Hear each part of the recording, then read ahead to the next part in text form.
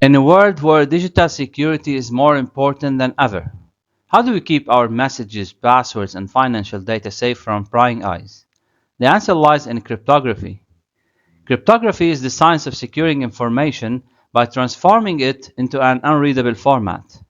It plays a crucial role in everything from online banking, secure messaging, to protecting personal data and national security. In this video, we'll break down the three types of cryptographic algorithms: symmetric encryption, asymmetric encryption, and hashing. By the end of the video, you'll understand how these algorithms work and why they are essential for cybersecurity. Let's dive in. Cryptography secures information by converting readable text called plain text into an unreadable format known as the ciphertext. This transformation happens through a cipher and a key, ensuring only authorized users can access the original message. On the left, we see plain text. This is the original message. The cipher in the center using key, and then on the right we have the ciphertext. With the right key, the process can be reversed to retrieve the original text. In cryptography, the strength of an encryption system heavily depends on the key length, the number of bits used in the encryption key. A longer key provides stronger security because it increases the number of possible key combinations, making brute force attacks harder. The rule is simple. Longer key means what? Stronger security. Let's do this again. Longer keys equals stronger security, but also we would require higher processing power. Up next, we'll explore symmetric, asymmetric, and hashing algorithms to understand how they keep our data safe. First, let's talk about symmetric key encryption. In this method, both the sender and the receiver use the same secret key to encrypt and decrypt the data. Symmetric encryption is fast and efficient, making it ideal for encrypting large amounts of data.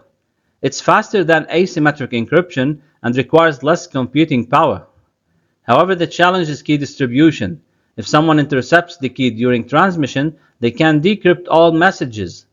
Let's see why this can be a security risk using an example with Alice and Bob. Alice wants to send Bob a confidential message. Let's say it's meet me at 5 p.m. She encrypts it using symmetric key, K1, and the message now turns into unreadable format, something like what you see on the screen, a ciphertext.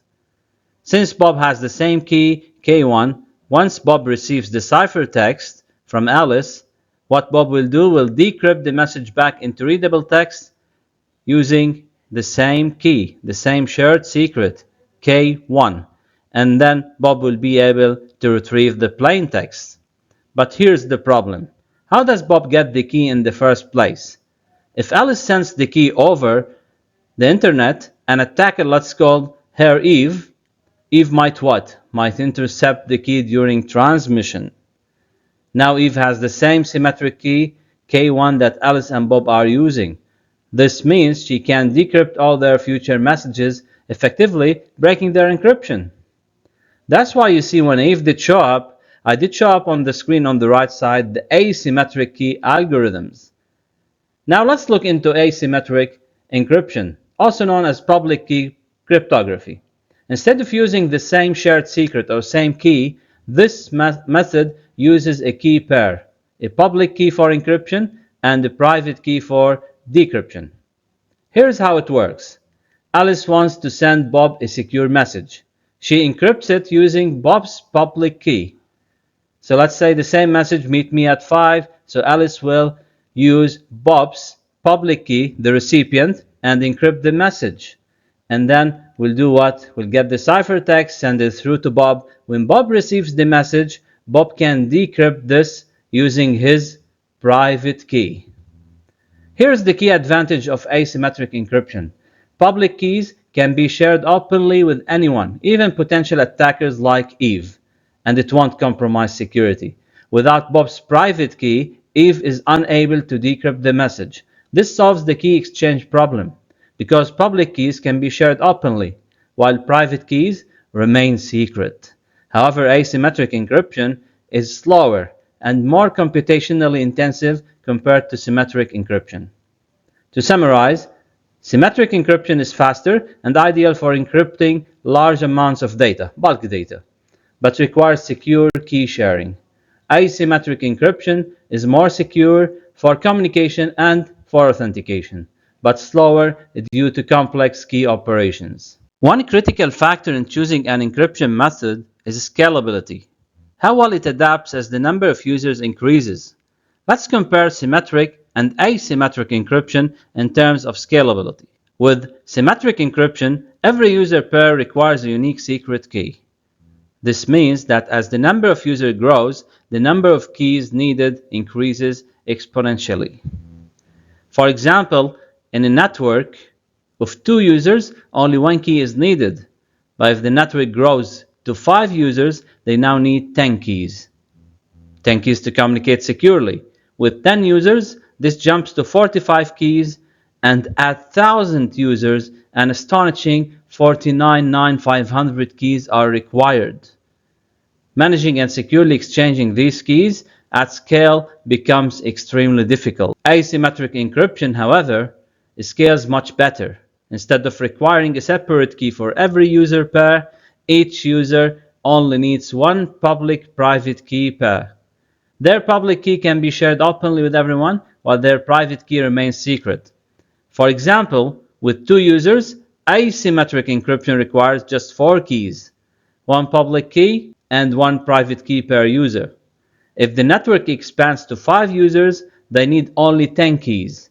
At the 10 users, they still need just 20 keys. And even with 1,000 users, only 2,000 keys are required. This is a huge reduction compared to symmetric encryption. Because of this difference, asymmetric encryption is the preferred choice for large-scale systems, such as secure web browsing using HTTPS, digital signatures, and blockchain transactions. However, since asymmetric encryption is slower, many modern security protocols like TLS, SSL use a combination of asymmetric encryption for key exchange and symmetric encryption for fast data encryption. In summary, symmetric encryption is fast but difficult to scale, while asymmetric encryption is slower but highly scalable. By using them together, we can achieve both efficiency and security in these modern cryptographic systems. So far, we have explored how asymmetric encryption allows secure communication using the public and the private keys. But encryption alone is not enough. What if we need to verify that a message is authentic and hasn't been tampered with? This is where digital signatures and message digests come into play. Digital signature is a cryptographic method that ensures a message or document is truly from the sender and hasn't been changed along the way. But how does it work? Digital signatures rely on something called a message digest. A message digest is a short, unique summary of a message. This is used or created using a mathematical function that is called hashing algorithm. Even the slightest change to the message results in a completely different digest, making it easy to detect tampering. Let's say Alice wants to send Bob an important message. Approved transaction of $5,000. Since this is a financial instruction, Bob needs to be certain it came from Alice and that it wasn't altered before reaching him. Before sending the message, what Alice will do, Alice will run this through a hashing algorithm. Let's say, for example, SHA-256. This will generate a fixed length, unique digest of the message. If the message changes even by 1 letter, the digest will be completely different. Next, what Alice will do, Alice will encrypt the message digest using her private key, turning it into a digital signature. Now that Alice has created digital signature, what she needs to do is to send to Bob the message while ensuring that he can verify its authenticity. When Bob receives the message, he needs to confirm 2 things. The message really came from Alice. This is authenticity. And the message was not altered in transit. This is integrity. Bob will use Alice's public key to decrypt the digital signature. And here where Bob, if the decryption is successful, Bob will realize that or confirm that the message was signed by Alice's private key, proving authenticity. So it's authentic. It's coming from Alice. Bob hashes the received message using the same hashing algorithm, SHA-256 in this example. This generates a new message digest on Bob's end. Then Bob will compare both digests. If the decrypted digest from Alice matches Bob's newly generated digest, the message is authentic and unaltered. If they don't match, Bob will know that the message was tampered with. The message was changed. Why this matters? Why this matters? Simply, we want to ensure authenticity in the first place. Authenticity confirms the message came from Alice. Second, we have integrity. This will ensure that the message wasn't changed or altered. And finally, we have non-repudiation. Alice cannot deny sending the message. So why this matters? To ensure three things: authenticity, integrity, and non-repudiation. Let me now tell you some facts about hashing algorithms. A hashing algorithm is irreversible. It's a one-way function. You cannot derive the original data from its hash. Fixed length output. Regardless of the input size, hashing algorithm produces a fixed length hash. Example, SHA-256 will always generate a 256-bit hash. Unique output. Avalanche effect. Even a tiny change in the input, this will have a drastic change to the hash. Changing hello with an uppercase H to a lowercase h, this will create an entirely different hash. A hashing algorithm is deterministic. The same input always produces the same output. This ensures consistency. Used for data integrity and not for encryption. Unlike encryption, hashing cannot be reversed. It's used for verification rather than confidentiality. Some common or popular hashing algorithms include MD5, SHA-1, and SHA-256. We have covered a lot in this video. Let's quickly summarize the key concepts we explored today. Symmetric encryption uses a single secret key for both encryption and decryption. It's fast and efficient, but secure key exchange is a challenge. Asymmetric encryption uses a public-private key pair for encryption and decryption.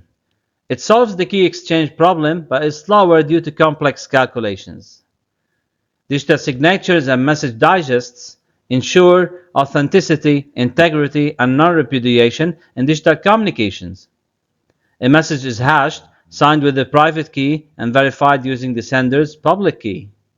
Scalability. Symmetric encryption requires exponentially growing keys, while asymmetric encryption scales more efficiently with key pairs. Real-world applications. These encryption methods are used in VPNs, in HTTPS, secure emails, blockchain, and digital transactions to keep data safe. If you found this video helpful, don't forget to like, subscribe, and hit the notification bell so you don't miss the next video in our cybersecurity series.